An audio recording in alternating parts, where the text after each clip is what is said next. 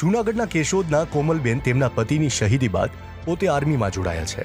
કોમલબેન તેમના શહીદ પતિની દેશ સેવાની જે લાગણી હતી તેને જીવંત રાખવા માટે સૈનિક તરીકે ભારતીય સેનામાં જોડાયા. કેશોદના કરણી ગામના મહિલા કોમલબેન મક્કાના પતિ ભારતીય સેનામાં સેવા દરમિયાન શહીદ થયા હતા.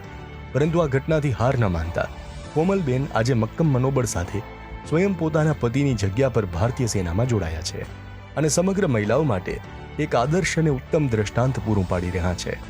मैं आर्मी ज्वाइन किया क्योंकि मेरे हस्बैंड पहले से ही आर्मी में थे और उनको देख के मैं यहाँ पहुँची हूँ. पतिना शहीद थया बाद कोमलबेन मक्काने भारतीय सेनाમાં જોડાવા માટે તેમનો અભિપ્રાય મેળવવામાં આવ્યો. ભારતીય સેનામાં પતિની જગ્યા પર જોડાવાનું સેનામાંથી આવેલો એક ફોન કોલે આજે કોમલબેનનું જીવન બદલી નાખ્યું છે. મક્કમ મનોબળ સાથે તેમણે રાજસ્થાનમાં ખૂબ જ આકરી કહી શકાય તેવી ભારતીય સેનાની તાલીમમાં 11 મહિનામાં પૂર્ણ કરી અને આજે તેઓ ઉત્તર પ્રદેશના લખનૌમાં મહિલા જવાન તરીકે देश सेवा કરી રહ્યા છે. दूसरी महिलाओं के लिए मेरा संदेश यही है कि कुछ भी हो जाए किसी भी परिस्थिति में भी अगर हमारा मतलब हस्बैंड नहीं है तो हमें हारना नहीं चाहिए बल्कि कुछ ना कुछ करना ही चाहिए जो हम कर सकते हैं.